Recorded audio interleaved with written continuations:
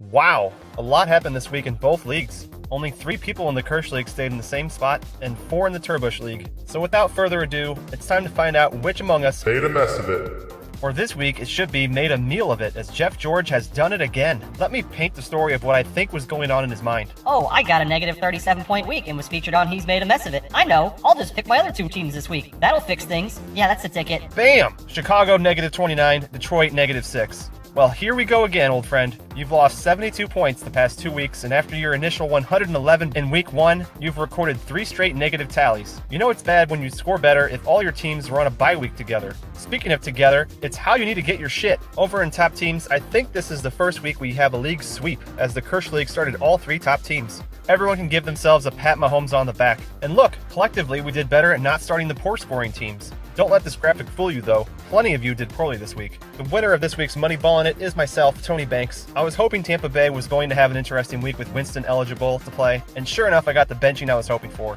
Most of the reasoning for winning this week comes from avoiding huge negative weeks for my other 2 teams, Oakland and Houston. Honorable mentions go out to Wade Wilson, who needed a big week and got it, and to Steve Grogan, who didn't let the Mayfield hype get to him as he threw a taint and 2 fumbles. Relegation Watch 2018 superstar Johnny effing Moxon improved his score by 4 points, which embarrassingly for the league was better than 3 other people. But despite the 3 people in front of him all scoring negative weeks, due to shuffling of the ranks, he finds himself further behind 6th place than last week, now 109 points back. We get to the week 4 standings where yet again Jay Cutler is on top, but no longer by 50 plus. He's not scared of starting Buffalo after last week, and he shouldn't be, but he might be thinking twice about drafting Indy in the 2nd round. Tony Banks moves up from 3rd to 2nd after also not being afraid to start Tampa Bay. Here's hoping the QB controversies continue. Wade Wilson wound up with the best team of the week and started them, climbing from 5th to 3rd. Didn't quite get the poor performance expected out of the 49ers, but he did throw 2 picks. It's a start. Chad Hutchinson moved out of Chud Hutchinson moved out of scary 6th, and he was the other needed a big week player as he didn't let 3-0 Miami fool him. Tannehill was as useful as an empty tape dispenser all game, and the Osweiler TD was probably garbage as the New England was already up 38-0 at that point.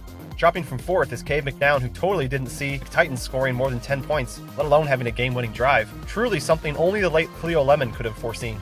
Ryan Leaf isn't going to like his score when he gets back as the Rams dumped a big BQBL turd on him. He, along with Cade McNown, Jay Cutler, and Chad Hutchinson, were the remaining players in the league who hadn't picked a negative team yet this season. That's all over now, as each of them did it in week 4, but Leafs stings the most. Way back is Tyler Palko, who is getting cozy in the 7th spot, and his week 4 score tells you all you need to know. The NFC North was terrible this week, and the only team not to score negative was the Packers. It's a good thing that you don't own a lot of the teams in the NFC North. Oh wait, you do! Finally, we get the Johnny effing Moxon. I'll try to be positive for a change. At least he hasn't recorded a negative total score for 2 consecutive weeks.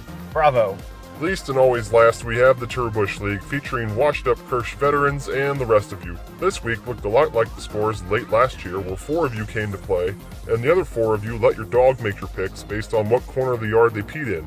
And first we have Winky with a pretty average week. Grogan's Cleveland pick got the talking heads talking, and Whedon was forced into his nice score due to buys. Don't you love it when that happens? Trip T missed out big time on Miami, but was also smart enough to keep Goff on the bench. Then we have Johnny Football, who has the same problem as Tyler Palko, and owns 3 teams in the same division. Can we all agree now that maybe that wasn't the greatest idea? Oh wait, TS8 Win did it and he's doing okay. Palko and Football will have to come up with another excuse.